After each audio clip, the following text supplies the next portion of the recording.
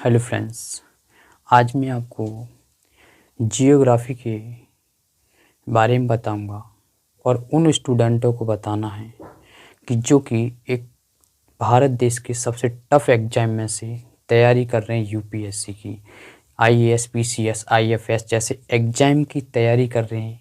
और उस एग्जाम में एक ऐसा सब्जेक्ट जिसका पूरी यूपीएससी में सबसे ज़्यादा बड़ा योगदान भी रहा है और आज की डेट में सबसे ज़्यादा योगदान इसका हो रहा है और होता रहेगा आगे तक।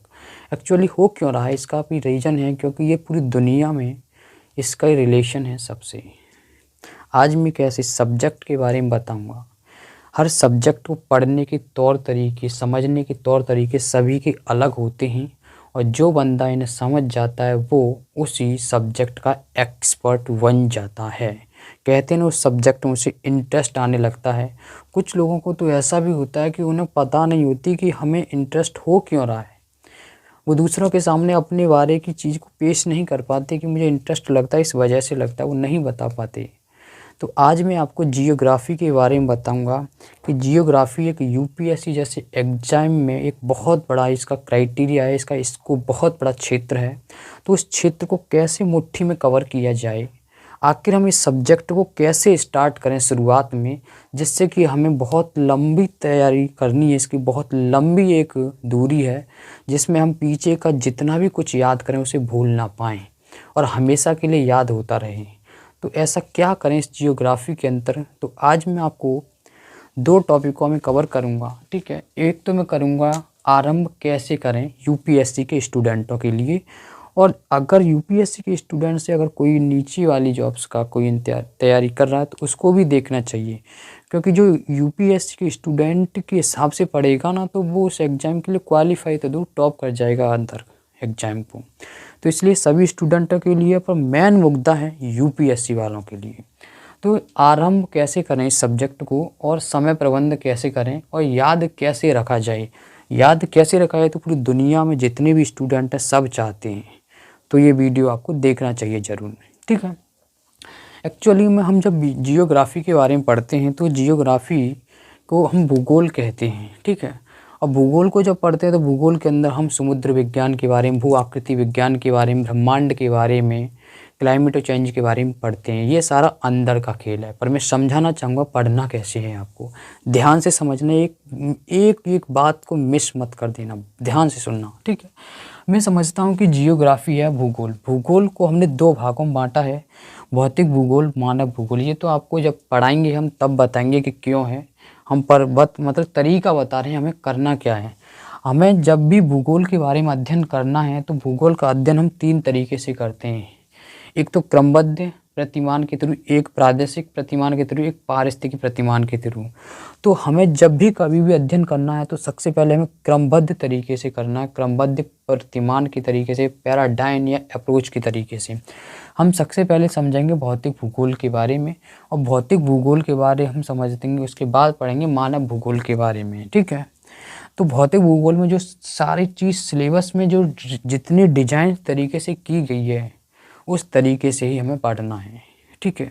अगर उस तरीके से नहीं समझ में आता है तो अपने जो सरल तरीका आपका है उस तरीके से पढ़िए हैं, परंतु जो तरीका दिया उसी के अनुसार पढ़िए, क्योंकि उसे साइंटिफिक तरीके से, कंसिस्टेंसी से, क्रमबद्ध तरीके से मैनेज करके सिलेबस को रीडिजाइन किया है।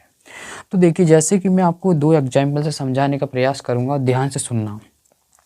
जियोमॉर्फोलॉजी का कोई टॉपिक लिया हमने, जियोमॉर्फोलॉजी का कोई टॉपिक लिया और इसे हम वीडियो के थ्रू आप यूट्यूब पे देख रहे हैं जियोमॉर्फोलॉजी की। अगर आपने, हो सकता है आज जो इन चीज़ों को बता रहा हूँ मैं, ये चीज़ मैंने पेड करके, पैसों को खर्च करके तब मैंने इन चीज़ों के बारे में जाना है, क्योंकि यूट्यूब पर कुछ लोग ऐसे हैं जो कि आधी चीज़ बताते हैं आधी नहीं बताते, जिस वजह से स्टूडेंट ना तो उसका डाउट क्लियर हो पाता है, परेशानी में फंस जाता है। तो आज भी मैं आपको बता दूं, ये मेरी नोट्स है।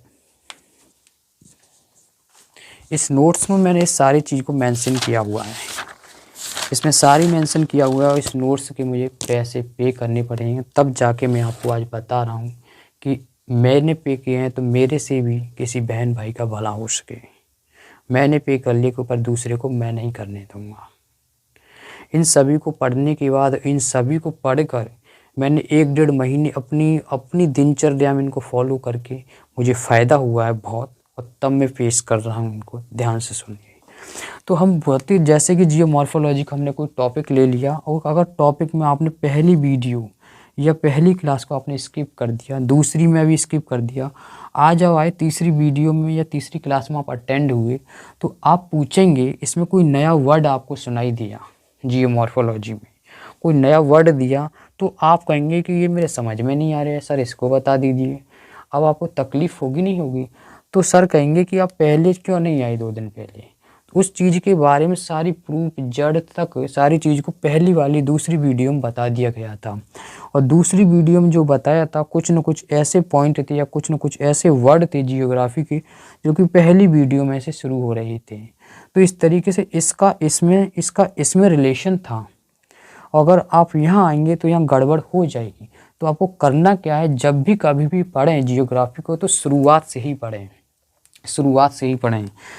अन्यथा ऐसा ना करें कि आपको पढ़ा रहे हैं मतलब कि जियोमॉर्फोलॉजी के बारे में और आप चले गए क्लाइमेटोलॉजी में, तो गड़बड़ हो जाएगा। पहले जियोमॉर्फोलॉजी पढ़ना होगा, उसके बाद क्लाइमेटोलॉजी पढ़ना होगा। और नहीं तो क्लाइमेटोलॉजी में जो कुछ चीज़ें आ रही हैं, जैसे एटमॉस्फेयर के बारे में आपको पढ़ाया कि वायुमंडल आया कहाँ से, तो वायुमंडल के बारे में आपको पता नहीं पड़ पाएगा जब तक कि जियोमॉर्फोलॉजी के बारे में पृथ्वी की अंतर्जात शक्तियों से, जो ज्वाला और ज्वालामुखी और उनके साथ जो गैसें निकली थी, उन्होंने पृथ्वी के चारों ओर पास एक वायुमंडल का निर्माण किया। तो अंतर्जात शक्तियों के कारण ही तो हुआ, अंतर्जात शक्तियों से जो अंतर्जात शक्तियों के द्वारा जो लावा और गैसें और जलवाष्प निकली थी। तो पहले इनको समझना होगा, तभी तो क्लाइमेटोलॉजी पढ़ पाएंगे कि उसका वायुमंडल कितना है, कैसे कैसे नहीं है, क्या चेंजेस हो रहे हैं। तो उसे एक सिस्टमेटिक तरीके से पढ़ना होगा, जैसे कहते हैं क्रमबद्ध तरीका, है ना। तो वैसे ही करना होगा। जैसे कि हमने अब आंतरिक, दूसरा हमने कोई समझ लिया, मतलब कि पृथ्वी की कोई संरचना है, ठीक है। पृथ्वी की संरचना है, तो पृथ्वी के ऊपर संरचना है कोई, जैसे पर्वत, पहाड़, मैदान, कुछ भी हो गया, जैसे पर्वत की श्रृंखलाएं हो गई हिमालय की, है ना। तो ये कहाँ से आई, तो इनके बारे में जो निर्माण हुआ है तो कहाँ से आई, तो इनका एक सिस्टमेटिक तरीका है कि जिनका जो इनका निर्माण हुआ पृथ्वी की अंतर्जात शक्तियों से हुआ है। अब अंतर्जात शक्तियों में कोई नया वर्ड आ गया, जैसे भूकंप या ज्वालामुखी, तो ये क्या होती हैं, ये क्यों होती हैं, तो इनके पीछे भी कोई न कोई रीजन है। तो वही रीजन को कहते हैं संवैनिक धारा सिद्धांत नाम दिए हैं उन्हीं को। जैसे कि मैग्मा जो है वो मैग्मा चैम्बर में एक मतलब रिएक्शन, एक क्रिया बनाता रहता है, एक सर्किल सा बनाता रहता है कि पर्वत जो है, पर्वत नीचे धंस जाएंगे, फिर मैग्मा में आकर मैग्मा में चैम्बर में पिलक कर फिर ऊपर चले जाएंगे। ये क्रिया चलती रहती सी है। तो ये जो चलती रहती है इन्हीं को धारा कह देते हैं। बहुत नामों से, अलग अलग नामों से दिया जाता, तब इनके बारे में समझना होगा। और इनको समझ जाएंगे, अंतर्जात शक्तियों में आपने वो समझ लिया, इस तरीके समझ गया, तो सारी चीज़ सिस्टमेटिक तरीके से आप समझ में जाएंगे। और अगर ये बीच की चीज़ छोड़ दी तो आपको गलत हो जाएगा, आपको समझ में नहीं आएगा। जैसे कि आंतरिक संरचना है ना, तो आपको करना क्या होगा आंतरिक संरचना में, अगर आपसे कहीं ये वीडियो आपने नहीं देखी, अब आगे अंतर्जात बल, तो आपसे कहेंगे अंतर्जात शक्ति, अंतर्जात क्या होता है यार, पता नहीं।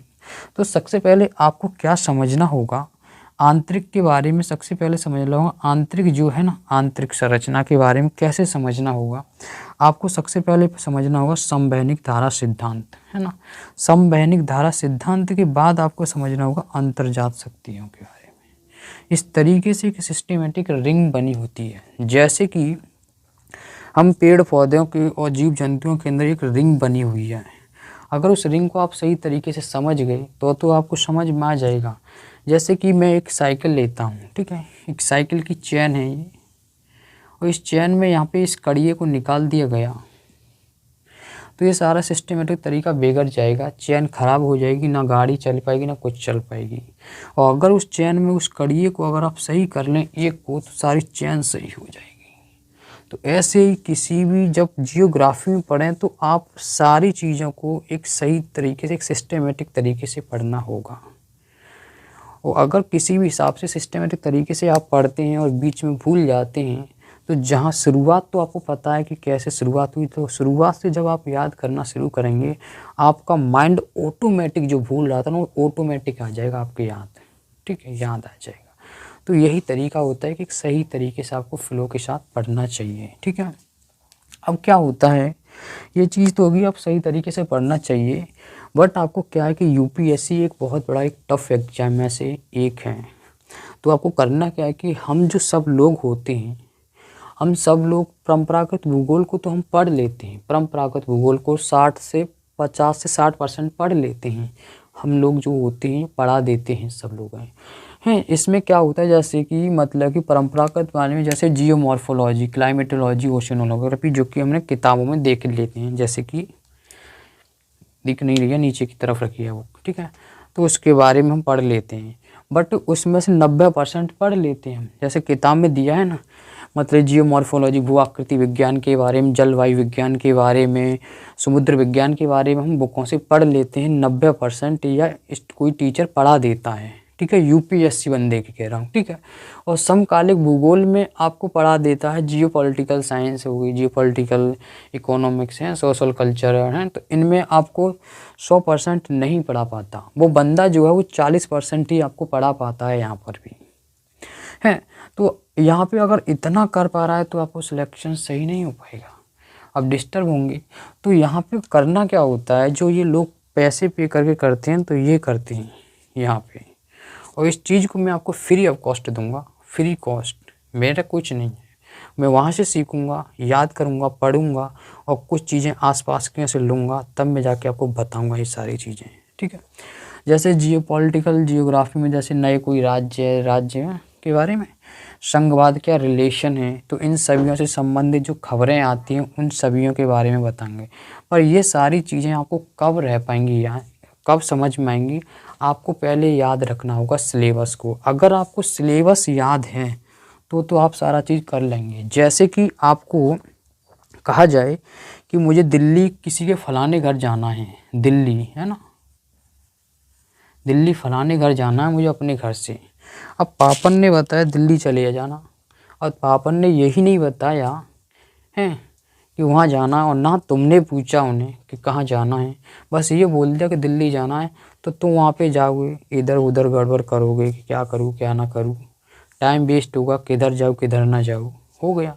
अगर तुम्हारे बता दी जाए, तुम्हें ये क्लियरिटी हो जाए कि मुझे उसके यहाँ फलाने के घर जाना है और इन इन रास्तों से जाना है, तो आप आराम से पहुंच जाओगे, बिना टेंशन बिना कुछ किए, टाइम भी बचत के करके चले जाओगे। ठीक कुछ ऐसा ही इसका है जी। अगर आपको सिलेबस याद होगा और सिलेबस को सही तरीके के फ्लो में याद होगा ना, और उसी के अनुसार आप अगर पढ़ना शुरू करेंगे, तो आपको हमेशा के लिए वो सारी चीज़ टफ नहीं लगेगी, एक सरल लगेगी और आपको याद होती चली जाएगी। अब देखते हैं कि हम याद कैसे रखा जाए। सबसे बड़ी बात तो यही है कि यूपीएससी के लिए ये बहुत बड़ा एक सवाल है कि इतना बड़ा सिलेबस है, शुरुआत हम पढ़ते चले जाते हैं तो पीछे की बातों को भूलते चले जाते हैं। इसका एक रीज़न है आपके लिए, और इस चीज़ को तुम नहीं समझ पाए आज तक, इसे आज मैं समझाना चाहूँगा। जैसे कि आप क्लास अटेंड कीजिए, मेरे को तो नहीं पता कैसे करना है, वो अलग हम बताएंगे। आप मॉर्निंग में उठे किसी भी टाइम, मेरे को नहीं पता क्या किया आपने, मैं तो मानता हूँ कि आपने किसी क्लास में गए या किसी की वीडियो को देखा, आपने पढ़ा, वो वीडियो थी आपकी 2 घंटे की, ध्यान से सुनना, 2 घंटे की वीडियो पढ़ी, उसमें आराम से ऐसा इस तरीके से बताया कि आपको याद हो गया, आप आपके दिल के अंदर किया कि अब तो भूलूंगा नहीं, बहुत सरल है। और ये चीज़ जो आ जाती है ना, यही आपको गड़बड़ कर जाती है। तो आपको करना क्या है कि आपने 2 घंटे की क्लास को अटेंड किया, किसी भी तरीके से आपने लिखाई की या पढ़ाई की, जो कुछ भी किया। अब उसे करना क्या है कि आपको यहाँ पे तो होगा कि मुझे याद हो गया, ये करोगे आप दिल के अंदर। तो उसी समय आपको करना क्या है कि जो तुमने 2 घंटे में पढ़ा है, जो लिख कर, उसे आपको 10 से 15 मिनट में अपनी कैपेसिटी के हिसाब से, पर 10 से 15 मिनट से ज़्यादा नहीं लेना, उसमें आपको पढ़ लेना है। पढ़ने के बाद अब क्या करना है, उसी जगह ही बैठ के आपको 5 मिनट से ज़्यादा नहीं लेना, कोशिश करना कम ही। अब माइंड में वहाँ पे बैठ कर ही, जहाँ पे आप पढ़ रहे हैं वहाँ पे सोचिए कि मैंने इस 2 घंटे में क्या क्या पढ़ा। हो सकता है कि 1-2 बातें भूल भी जाएंगे, उसे सारी को याद कीजिए, और जैसे ही आप भूलें वहीं पेज खोलिए और आप देखिए क्या भूलें, उस पर हाईलाइट कीजिए, कुछ कीजिए, और वो चीज़ आपको भेजी के अंदर इतनी डीप में फंस जाएगी, कोई सोच नहीं सकता है। तो ये कीजिए, ये करने के बाद आपकी वहाँ की 2 घंटे का पूरा क्लियर हो जाएगा। अब करना का उसी समय 1 या 2 मिनट में हो जाए तो जो कुछ पढ़ा है उसे कीवर्ड में लिखिए, जैसे की पॉइंट में लिखिए। उसका जो कोई डेफिनेशन पढ़ी है आपने तो उस डेफिनेशन का एक पॉइंट रखिए। ऐसे ही 5-6 टॉपिक चीज़ कवर किए तो 5-6 वन एक पेज पे लिख लीजिए। और करना क्या है, हर सब्जेक्ट के ऐसा ही करना है। अगर डेली करेंगे तो थोड़ा बहुत टाइम लगेगा, पर आपकी हैबिट बन जाएंगे तो इनमें टाइम को कम करते चलना, ठीक है। और जब शाम को जब सोएं आप तो उस वक्त पे उन पेजों को लेकर सोएं, देख कर पढ़ के कीवर्डों को और जाएं। और जब भी सोएं तो आप उन कीवर्ड के अनुसार ही देखें कि दिन में हमने क्या क्या पढ़ा था। यही करने के बाद आपको एक और क्या करना है कि सुबह उठें, पानी पिए तो उसी समय आप सोचिए कि मैंने रात क्या पढ़ा था, सोया था जब मैंने क्या पढ़ा था। अगर ये चीज़ आपको याद आ जाएगी, काम ख़त्म। फिर वो चीज़ आपको सबकॉन्शियस माइंड से निकल के आएगी जो सुबह आएगी। और जो सबकॉन्शियस माइंड में रात में पेश होती है डाटा और सुबह निकल आएगा तो हमेशा के लिए याद हो जाता है। यकीन मानिए कभी ज़िंदगी में भूल नहीं सकते हो। ये चीज़ मैंने एक्सपीरियंस किया हुआ, बट मैं करता था पर मैंने किसी दूसरे भी स्टूडेंट पे या दूसरे भाई पे मैंने करवाया था, मेरे को तो पता था। तो उसने मेरे को बताया, मैं आपके सामने किसी दिन लेके भी आऊँगा उसे। उन्होंने बोला कि मुझे ओनली 8 दिन लगे थे और 8 दिन के बाद मुझे ऐसा लगा कि मैं किसी भी सब्जेक्ट को पढ़ता हूँ तो मेरा मन नहीं करता कि उसे दोबारा याद करूँ। इच्छा ही नहीं है, क्योंकि एक ही बार में याद हो जाता है। अगर आप ऐसे याद करके चलेंगे तो हमेशा चीज़ याद रहेंगी, ठीक है। तो आपको ऐसे ही करना है। ये एक ऐसा सिलेबस है, अगर आप इतनी मेहनत नहीं करेंगे, आप अगर 10 और 15 मिनट ये नहीं दे सकते तो ऐसा कीजिए कि आपको नुकसान ही होगा। अगर ये नहीं दे सकते तो फिर दूसरे दिन आपको 1 घंटा देना पड़ेगा, फिर 5-6 दिन बाद 1 घंटा फिर देना पड़ेगा। ऐसे ही करोगे तब आप याद करोगे। इसी वजह से आप पीछे रह जाओगे और फिर कहोगे सिलेक्शन नहीं होता, फिर कहोगे कि याद नहीं होता। तो आप इससे बढ़िया है कि 2-2.5 घंटे बचाने से अच्छा है कि आपको खुशी भी होगी और आप तुरंत भी अच्छा भी समझ में आएगा और 5-10 मिनट में याद भी हो जाएगा। और जो शाम को मैंने बताया कि शाम को सोते वक्त पे जो कीवर्ड लिखे उन्हें याद करके सोइए और सुबह उठिए तो तब भी आप याद कीजिए। ज़िंदगी में तीसरी बार याद मत करना, हमेशा के लिए सबकॉन्शियस माइंड में डील हो जाएगा, ठीक। यही है। और अलग एक और वीडियो में आपके लिए एक रामबाण उपाधि का एक सिद्धि का सूत्र लाऊंगा। जैसे कि हम कभी भी हम पिक्चर मूवी को देखते हैं तो हमेशा पिक्चर मूवी याद हो जाती है, वैसा ही मैं कुछ अलग अलग सब्जेक्ट अलग तरीका लाऊंगा, ठीक है। तो अब मिलेंगे अपनी नेक्स्ट वीडियो में। यदि आपने पहली जो वीडियो है इनसे पहले अगर नहीं देखी, उन वीडियो को देखिए, पर वो वीडियो आप यूपीएससी के स्टूडेंटों के लिए नहीं है, वो एक लूसेंट के बेसिस के आधार पे वीडियो को बनाया गया है।